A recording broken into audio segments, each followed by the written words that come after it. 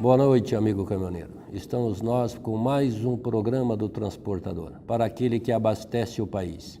E hoje nós temos para entrevistar o Valmir Di Tomasso, é isso? Di Tomasso, diretor de Metrologia Legal de Fiscalização do IPEM, Instituto de Pesos e Medidas de São Paulo. Boa noite, Valmir. Muito obrigado por nos conceder essa entrevista para nós levar um pouco mais de conhecimento aos nossos caminhoneiros. Bom, boa noite, caminhoneiro. É um prazer o IPEM estar presente aqui, né, para que a gente possa passar um pouquinho do nosso conhecimento e repassar a todos os usuários caminhoneiros, nossos amigos caminhoneiros. Valmir, eu queria que você começasse até levando aos nossos caminhoneiros realmente o que é o IPEM, em que ele está ligado, se é o Estado, se é a União, algumas coisas assim para o caminhoneiro ter um conhecimento da nossa entrevista. Perfeito. O IPEM é uma autarquia do Estado de São Paulo e ele é subordinado diretamente a um órgão federal que é o Inmetro. Mas no Estado de São Paulo ele está ligado à Secretaria da Justiça. O IPEM ele é um órgão que já vai contar com 50 anos de idade, portanto, ao longo desses 50 anos, a gente vem desempenhando aqui no Estado de São Paulo não só a fiscalização de instrumentos, de produtos, mas também orientando, levando ao conhecimento dos consumidores, dos usuários, os serviços que o IPEM presta. É uma tarefa também vinda pela fiscalização do IPEM, a parte do conotacógrafo. E hoje eu queria aproveitar o seu conhecimento para nós levarmos a público o que é o conotacógrafo, qual é a importância e como estamos aí acostumados a falar aí de tacógrafo, essas coisas todas. E o tacógrafo ele está se apensado em várias coisas, em tempos de direção, em algumas coisas, como parada e tudo isso. Então nós vamos levar esse programa, eu queria que você debulhasse esse milho para nós, dizendo para nós o que é o tacógrafo, o que é o conotacógrafo, por quê, por favor. Ok. Bom, na verdade, o cronotacógrafo ele é um instrumento normalizado pelo Inmetro e de uso obrigatório, né, nesses veículos que transportam acima de 10 passageiros, né, qualquer veículo que transporte mais de 10 passageiros, ou também aquele que tem um peso bruto maior que 4.500 quilogramas. Portanto, a partir do momento que a utilidade dele é para que haja um devido controle da velocidade, do tempo utilizado, ele passa a ser de verificação compulsória. Só para ter uma ideia, em São Paulo, hoje, a gente tem intensificado essa fiscalização, não com o intuito de punir ninguém. O intuito é mais levar o conhecimento da importância de estar com esse instrumento normalizado em ordem por aquele que se utilize dele. Valmir, como você colocou que a fiscalização ela é compulsória, o uso é compulsório, mas por que a obrigatoriedade do caminhoneiro passar no Inmetro, no IPEM e fazer lá a vistoria veicular, lá não sei como você diz isso, no conotacógrafo? Isso, perfeito. Então, assim, o cronotacógrafo, por ser um instrumento que foi normalizado, existe um regulamento. E o regulamento dele determina que seja feita a verificação dele anualmente. Portanto, todos esses instrumentos, nós chamamos de instrumento esse cronotacógrafo. Para quê? Ele possa estar em uso, ele precisa passar anualmente por um posto de selagem para verificar se ele mantém, principalmente, as características originais lá do fabricante. Tá, até aí tudo bem, mas eu queria agora como usuário, mas o porquê que eu tenho que ter esse equipamento certificado, qual é o bem que ele me faz a mim, à sociedade, ao meu dia a dia, a todos nós? Ok, porque ele é determinado por lei. A lei é que determina que esse instrumento tem que ser verificado anualmente. Da mesma forma como é feito o licenciamento de um veículo. Por que o licenciamento tem que ser feito anualmente? Porque a lei determina que seja feito anualmente. O cronotacógrafo não foge à regra. A lei é que determina a periodicidade com que ele deva ser feita a verificação. Principalmente também porque é o seguinte, é um equipamento eletrônico, sujeito a se danificar, mesmo que não tenha nenhuma intenção do caminhoneiro provocar alguma modificação dele. Mas eu ainda volto dizendo, eu como usuário, o porquê, qual é o bem que essa peça me faz? Eu não estou até contestando o dizer que eu tenho que fazer a fiscalização, que eu tenho que fazer a selagem, eu tenho que fazer as aferições anuais. Até aí eu estou cumprindo a lei. Ok. Mas esse equipamento dentro do meu veículo, ele me serve para quê? Para apresentar, mostrar a minha carga horária, Isso. mostrar a minha velocidade. Isso que eu queria que você levasse um pouquinho mais ao público. Eu acho que a importância, então, tirando a legislação, mas sim para o condutor, vamos dizer, acho que é importante. Ali ele vai demonstrar o tempo real que ele trabalhou, vai demonstrar os tempos, né, que de repente ele precisou parar, né, e principalmente o tempo que ele está conduzindo o veículo. Acho que é importante. Existe talvez uma sobrecarga e ali demonstra exatamente o perfil dele durante o trajeto na sua rodovia. Era mais ou menos isso que eu queria que você esclarecesse ao caminhoneiro, para ele poder entender que além de estar marcando a velocidade, ele também marca todos os itens daquilo ali. E para o caminhoneiro, cada vez que ele vai fazer essas inspeções, ele sai com certificado. Ele sai provisório? Como que ele sai? Como é esse certificado? Isso. Essa novidade de ser provisório é recente, né? Antigamente já ia para um posto e automaticamente saía o certificado. Mas diante, às vezes, até da burocracia interna, o Inmetro concedeu esse certificado provisório. O importante é deixar bem claro que, às vezes, o caminhoneiro ele está numa cidade que não é a dele. Mas se tiver para vencer o certificado, ele pode procurar na cidade ou no estado que ele estiver e fazer a verificação lá, para não incorrer do certificado vencer.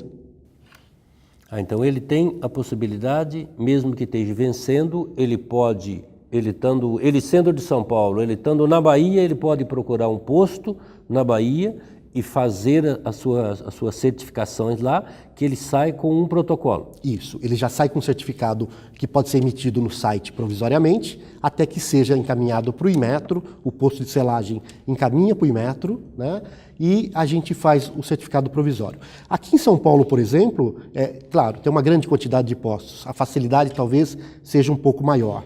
Mas o caminhoneiro estando em qualquer estado, ele pode procurar um posto de ensaio, um posto de lacração e fazer esse ensaio lá, evitando que ele incorra que vença o certificado dele. Ele sai desse posto já com a selagem existente, obrigatória, ou ele tem que voltar no Inmetro da sua região para ele poder ser selado? Porque existe um selo do IPEM que ele coloca. Existem duas possibilidades. Existe aquela firma que só faz a selagem, né?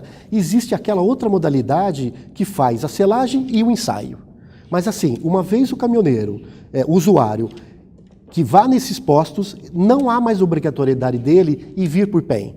Depois a própria firma encaminha o documento, o disco do tacógrafo para nós analisamos, verificamos se aquele ensaio que foi feito foi verdadeiro e só a partir desse momento é que nós disponibilizamos no site o certificado original, vamos dizer assim. Aí ele pode propriamente emitir no nosso site. Vocês devem fazer as fiscalizações das rodovias. Tem alguma coisa de fraude nesses certificados? Ou o caminhoneiro pode estar acreditando, nós podemos estar acreditando que todos os que estão lá estão cumprindo a lei corretamente? Infelizmente não dá para acreditar. Infelizmente nós temos constatado nesses últimos meses um índice de aproximadamente 11,5% de certificados falsos, né? Bom, é importante então, ao procurar um posto de selagem, que se faça realmente, verifique se aquele posto é credenciado pelo IPEM, pelo Inmetro. Se, na dúvida, solicite aqui ao sindicato, né, que entre no nosso site e verifique a procedência dessa firma, porque senão ele pode estar incorrendo em algum erro e vai prejudicá-lo lá na frente. Você falou que São Paulo até tem mais números, mas o IPEM e outros órgãos que certificam os próprios postos de regulagem, vou eu aqui chamar de tacógrafos, quantos postos mais ou menos nós temos em termos de proporção por estados ou até para o Brasil? Olha, só para um exemplo, só em São Paulo nós temos 93 postos de ensaio, espalhados aí pelo estado todo. Esses postos de ensaio, obrigatoriamente, eles são postos de lacração, todos eles, né? E temos também 203 postos que só fazem selagem. Ou seja, dificilmente tem um estado que não tenha um posto, né, um estado da federação que não tenha um posto para que o usuário vá e possa prestar esse serviço a ele. E ele é IPEM em todos os lugares, que aqui é IPEM SP, o outro é IPEM PR, se for Paraná, é assim, não? Isso, a sigla diverge, né? Diverge. Por exemplo, lá na Bahia é Ibametro, né? A sigla não é IPEM. Mas, enfim, são órgãos criados pela mesma finalidade. Naquele estado em que o Inmetro não atua diretamente com a sigla Inmetro, com certeza tem um IPEM lá para representar a população desse aspecto. Um minutinho só, vamos para um comercial. O governo do estado está fazendo a parte dele para melhorar a segurança nas estradas. Mas muita gente ainda morre porque não usa o cinto de segurança no banco de trás. E as desculpas são as mais absurdas. Qualquer coisa o banco da frente protege. O cinto de segurança incomoda, é desconfortável. A gente vai só até a cidade aqui do lado, não precisa de cinto. Cinto de segurança no banco de trás. Não tem desculpa para não usar. É obrigatório por lei e pode salvar sua vida. Artesp, Governo do Estado de São Paulo. Voltamos com o programa do transportador, para aquele que abastece o país. Entrevistando o Valmir de Tomaso, diretor de Metrologia Legal e Fiscalização do IPEM São Paulo. Os valores levados a esses postos, ele é um valor homologado pelo IPEM, pelo Inmetro ou pelo dono do posto? Não, a taxa cobrada para o cronotacógrafo é tabelada. É uma lei federal que determina qual é o valor que tem que ser feito. É taxa pública, portanto, se houver alguma cobrança além daquela estipulada por lei, essa cobrança é totalmente ilegal. No caso, até se o caminhoneiro chegar a suspeitar lá de um posto, de uma oficina, como que ele deveria proceder? Você coloca ele para mim com mais clareza para o caminhoneiro que está rodando o nosso país ter conhecimento daquilo, porque às vezes ele é fiscalizado pelo próprio rodoviário, por algumas coisas que ele não tem, por mais que não seja tão difícil ele até fazer a leitura num disco de tacógrafo, mas por tantas coisas que ele faz parte daquilo ali, ele acaba deixando um espaço de falta de conhecimento e com certeza para a maioria. Ok. Então, importante, caminhoneiro, que você, na hora que você for levar o seu veículo para fazer o ensaio do cronotacógrafo, primeiro, verifique se aquela firma é idônea. Verifique, às vezes é difícil consultar, mas procure verificar. O IPEM está à sua disposição. Pode nos ligar através da nossa ouvidoria, que a gente vai prestar todo tipo de esclarecimento, né? Feito isso, não pague nada além do que a lei determina. É muito comum, às vezes, chegar e para fazer apenas lacração e dizer que está com problema para resolver isso, aquilo, no intuito apenas, às vezes, de cobrar algo que não se deva. Portanto, pesquise, verifique, exige o seu direito, pague apenas o devido por lei. Eu tenho visto, Valmir, em alguns postos de lacração, como você chama, que o caminhoneiro vai realmente para poder fazer a inspeção da lacração e sempre ele é convidado, até não é tanto com uma imposição, mas é um convidado impondo quase mais ou menos assim. Se eu tirar o seu tacógrafo e fazer uma revisão nele antes, você tem a garantia que você vai passar pela inspeção.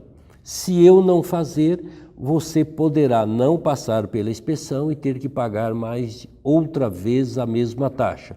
Funciona assim, se ele chegar lá, ele for reprovado, ele tem que pagar uma segunda taxa, uma terceira taxa, porque se isso existir, ele está dando realmente o copo d'água para esse ponto de lacração, impor um pouquinho e dizer para que todos passem esses veículos na máquina deles, esse tacógrafo na máquina deles, para poder fazer as inspeções. Pois é. O tacógrafo, popularmente chamado, ele é um instrumento suscetível a qualquer quebra, né, e manutenção. Agora, forçar o usuário a pagar por uma manutenção que não deva ser procedido, eu acho que aí passa a ser uma relação comercial que depende do aceite ou não daquele que está. Né? Não basta dizer, olha, somente vai ser reprovado se você não fizer, se você não me pagar para fazer a manutenção. Então, é nesse caso que deveria verificar. Procure verificar. Não gostou desse? Procure um outro. Não precisa ser feito exatamente naquele posto de selagem ou posto de lacração.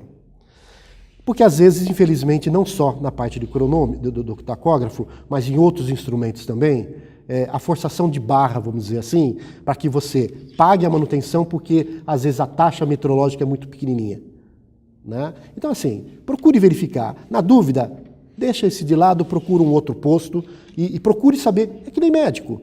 O médico vai te dar 3 meses para você vai morrer, procura outro médico, né? Faça isso. Exige o direito, busque outra opinião.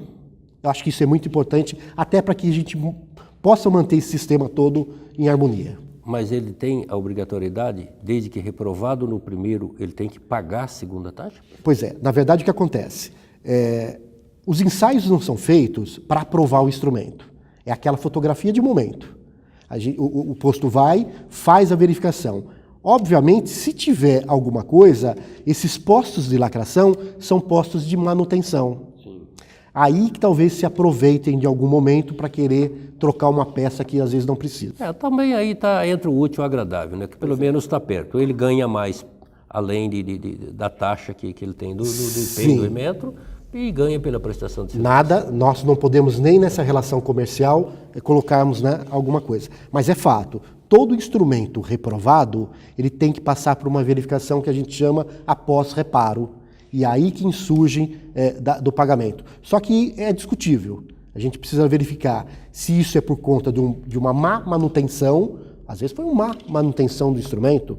E quem fez a manutenção não foi o usuário, foi aquela firma que fez a manutenção. Então, por isso que a gente tem equipes do IPEM São Paulo também fazendo essas inspeções, normalmente uma vez por ano em cada oficina, ou às vezes quando nos é invocado por algum problema, como ele está dizendo. Às vezes forçar uma situação indevida.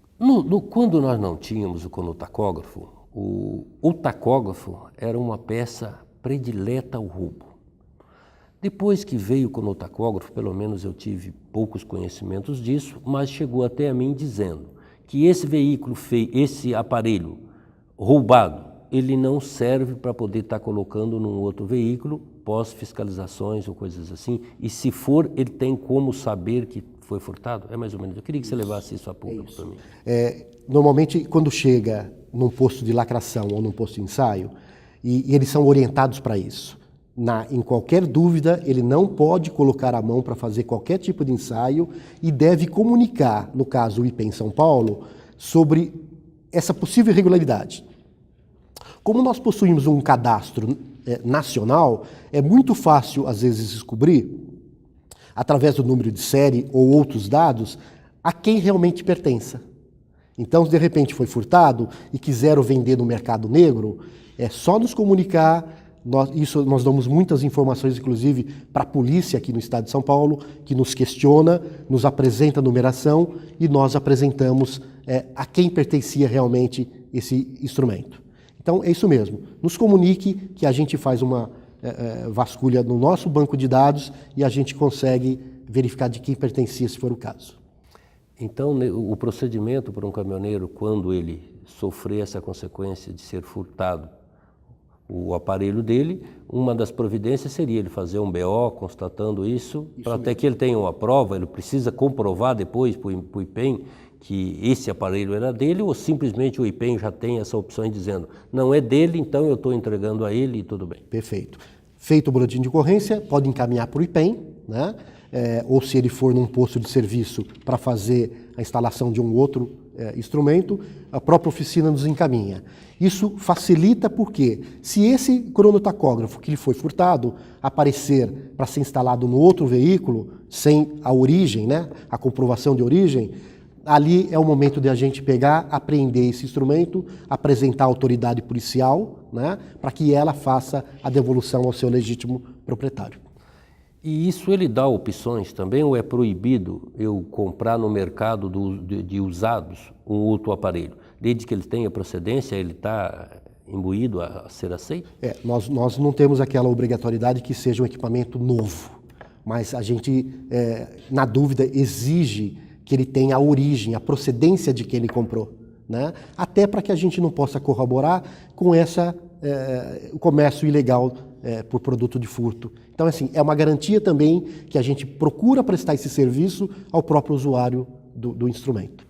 Talvez vai ser quase repetitivo, mas se eu comprar um aparelho usado e eu colocar no meu veículo, no momento o próprio posto, quando ele passa todos os dados ao IPEM, ele já está também passando se isso é uma coisa legal que eu estou colocando no meu veículo? A validação de que o instrumento deveria partir já da origem, né? A partir do momento que o instrumento é instalado no veículo, faz-se um ensaio, encaminha o disco para o IPEM valida, não é o instrumento propriamente, ele valida o registro daquilo que foi apurado no posto. Praticamente, o instrumento ele passa a estar totalmente válido. Daí a importância que lá na origem, observe-se se não é produto de furto, né? Ou seja, é uma cadeia, é todos trabalhando em conjunto para que a gente não se vê prejudicado o usuário mais lá na frente. Ou seja, essa cooperação vai desde o motorista usuário, do posto e do funcionário do IPEM também. O que eu estava querendo é para poder deixar os nossos ouvintes entendendo com a simplificação. Se eu comprasse a peça usada, vamos chamar assim, para colocar no meu veículo, até no momento que eu fui roubado ou que algo aconteceu, eu comprei lá numa loja, tenho nota fiscal, essas coisas todas. Essa estava sendo a minha pergunta. Será eu quem tinha que fazer isso? Poimento, dizendo, estou colocando um segundo aqui, porque o primeiro meu foi roubado, foi danificado, foi isso, foi aquilo, ou o próprio posto, no momento que ele faz, ele já se coloca, porque eu estou insistindo até na pergunta, porque daí eu estaria com 2 lá, constatando para o mesmo veículo, talvez pelo mesmo nome, eu não sei como é o cadastro formalizado, mesmo que eu tenha tido do primeiro roubado e tenha tido um boletim de ocorrência já justificando. Então eu teria 2 inscritos no mesmo veículo. É assim mais ou menos que funciona? A partir do momento em que é instalado, vamos dizer, um segundo instrumento, o primeiro automaticamente é dado baixa, né? A troca do instrumento não precisa ser só por motivo de furto. De repente, eu quero pôr um instrumento mais moderno, né? Ele tem um aparelho lá mecânico, quero pôr um digital. Então, automaticamente, o posto, ao informar o IPEM, no nosso banco de dados passa a valer o que foi feito o último ensaio nele. Valmir, um minuto só. Vamos para outro comercial. Amigo caminhoneiro, o Jornal do Sindicam SP é o veículo de comunicação que leva até você os fatos e as informações da entidade que te defende. Com 50 mil exemplares, você pode encontrar o seu distribuído gratuitamente em todos os postos de combustíveis e pontos de paradas de caminhoneiros das rodovias no estado de São Paulo. Leia e participe. Mande-nos sua mensagem no e-mail redacal@f2comunicaintegrada.com.br. Voltamos com o programa do transportador, para aquele que abastece o país. Entrevistando o Valmir de Tomaso, diretor de Metrologia Legal e Fiscalização do IPEM São Paulo. Daí o segundo, então se o ladrão, vamos dizer assim, o marginal, roubar e tiver paciência e guardar até eu colocar o segundo, depois ele está livre também. A gente só vai descobrir quando ele for tentar instalar num segundo veículo e a gente vai verificar a procedência dele. Então fica lá, o passivo dele fica lá. Porque o instrumento só passa a ser, vamos dizer, verificado pelo IPEM a partir do momento que ele está instalado. Se estiver guardadinho na casa dele lá, a gente só vai tomar conhecimento a partir do momento. Portanto, essa comunicação é importante. Nada impede do usuário informar o IPEM também. Quero informar o IPEM que esse instrumento eu vendi para um fulano, para um amigo, também não importa, né? Automaticamente nós podemos pegar, já deixar no pré-registro dele, anotado. Quando passar pelo ensaio, a gente vai constatar realmente se foi instalado nesse veículo ou não. É possível fazer isso. E no caso, se o caminhoneiro for fragado com o equipamento em desconformidade, qual é a punição para isso? Ok. E a gente tem encontrado em fiscalização, embora nós não temos o poder de polícia de abordar o caminhoneiro, por isso que quando a gente faz com o apoio da polícia, né, federal ou estadual, rodoviária, e na hora que constatar esse instrumento, ele pode ser interditado, apreendido, trazido para a perícia, para o IPEM, né? E aí as consequências são de uma infração que pode acometer o usuário de uma pena de advertência a uma aplicação de multa. Depende muito da gravidade isso que vai ser feita a dosagem, portanto, eu não quero deixar ninguém preocupado, né? Mas assim, dependendo da infração, é que será dada a penalidade devida. Você teria noção, mais ou menos, de quantas multas ou quantas ocorrências nós tivemos? Tem, olha, em 2014, por exemplo, nós fizemos ensaios, né, de certificados de aproximadamente 215 mil certificados. Aqui, só no estado de São Paulo. Não quer dizer que esses caminhões pertencem ao estado de São Paulo, mas foram feitos aqui em São Paulo. Praticamente isso aí representa de autuação em torno de 10,5%, 11% de veículos irregulares. Porque na fiscalização, principalmente, comprova-se que ele não passou pelo ensaio devido. Ok? Em 2015, pelo menos até agora, no início de dezembro, nós fizemos aproximadamente 3.500 autuações. Até agora. Pelo mesmo motivo. Isso de um montante em fiscalização de campo de aproximadamente 30 mil veículos. Ou seja, é um número considerado alto, né? Que a gente teria aquele compromisso de tentar minimizar esses números. Quando você fala campo, ele seria... Fiscalização em campo, rodovias... No campo, ele seria nas rodovias? Ele seria blitz rodoviárias junto com isso? Olha, obrigatoriamente, não há necessidade de a gente ter que parar mais o veículo para fazer a autuação. Hoje nós temos um dispositivo eletrônico no qual o fiscal ele pode estar caminhando por uma calçada, verificar a placa de um veículo, ele anota no sistema eletrônico dele lá a placa e depois ele submete isso a uma pesquisa no nosso banco de dados e ali vai nos dar se o veículo, se esse instrumento está de acordo ou não. Ah, tá, porque ele tem data de vencimento. Ele tem a data de vencimento. Então, hoje, esse constrangimento, às vezes, de ter que parar, ou do tempo que se para na estrada, hoje não precisa mais. O fiscal ele tem o poder de polícia, ao ver, a única coisa, ele lavra como se fosse uma notificação, essa notificação é mandada eletronicamente para o nosso banco de dados e vem a resposta, esse veículo está correto ou incorreto. Estando incorreto, lavra-se o auto de infração, encaminha-se pelo correio para que ele possa se defender o porquê que o veículo dele ou o instrumento dele está incorreto. Isso pode ser veículo até de outro estado? Pode. No Brasil Nosso todo? Cadastro é nacional. Ah, é nacional. É nacional. E a multa é muito alta? Você tem noção do valor? Eu não tenho exatamente a noção de quanto é esse valor hoje, né? Mas ela pode ser aplicada, inclusive, advertência ou uma pena pecuniária. Hoje deve chegar em torno de uns 100 mil reais. Não quer dizer que todos serão multados em 100 mil reais. Se for reincidente, pode acontecer de ser reincidente.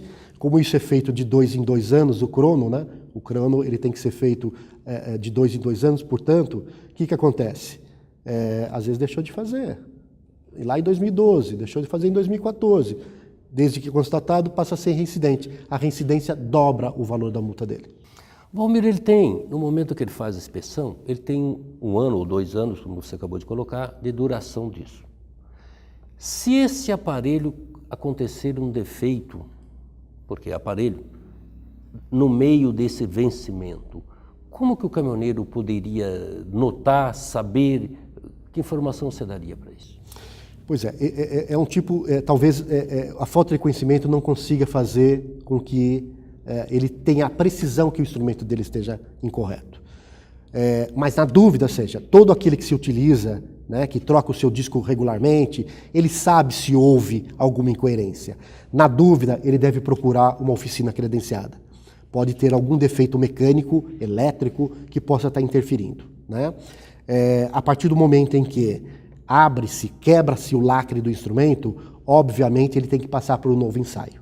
Mas assim, na dúvida, é recomendável que se vá em uma oficina, qualquer oficina, autorizada para fazer a verificação de cronotacógrafo e faça uma inspeção no instrumento. Não há, infelizmente, outro jeito dele saber se está correto. Mas se ele tiver o veículo lacrado, feito tudo isso, e para ele trocar os discos, fazer tudo. Não é garantia.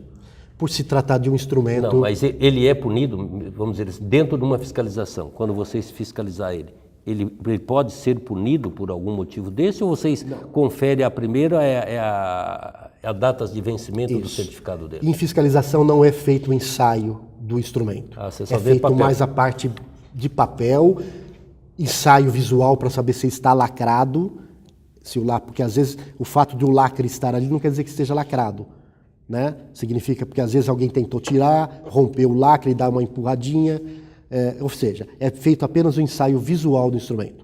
Portanto, se ele estiver incorreto, não compete a nós, enquanto fiscalizadores, alegarmos isso para autuar o usuário. Não compete a gente fazer isso naquele momento.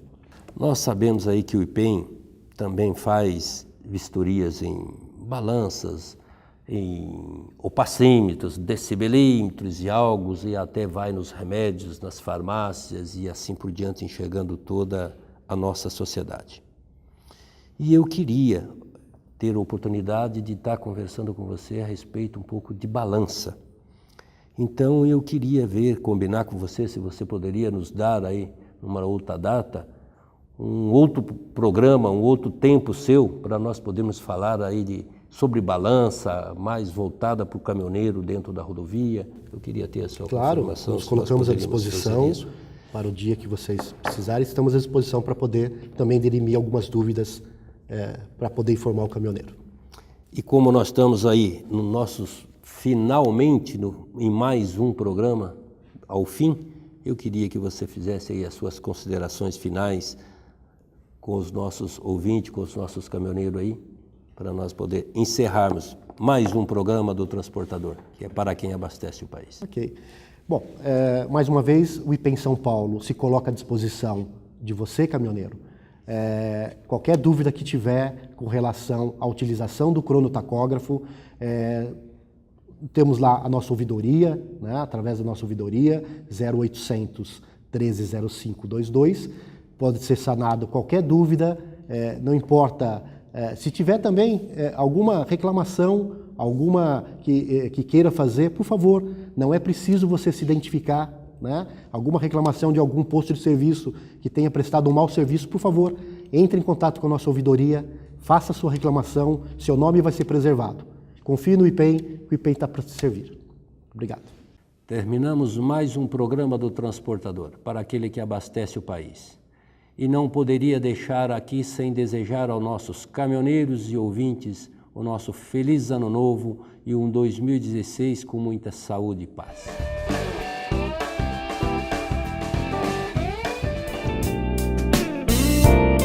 O Recantangaturama é a colônia de férias do Sindicam SP, Sindicato dos Caminhoneiros, localizado em Santa Isabel, São Paulo. Com 27 alqueires de muito verde, o amigo caminhoneiro encontrará mais de 30 opções de lazer e divertimento. Um espaço ideal para um agradável fim de semana com a família. No Recantangaturama, você encontrará confortáveis acomodações e amplo restaurante. Entre as opções de lazer, destaque para as piscinas adulto e infantil, lago para pesca esportiva e passeio em pedalinho, campo de futebol gramado, pista para caminhada e um seguro playground para crianças de até 10 anos. No local, há ainda viveiros de pássaros, toca de coelhos e uma ampla área verde de mata nativa. O centro de convenções e o salão de shows acomodam confortavelmente cerca de 250 pessoas, ideal para convenções de empresas, eventos sociais e religiosos e festa de confraternização. Mais informações www.angaturama.com.br ou ligue 11 4656 2807.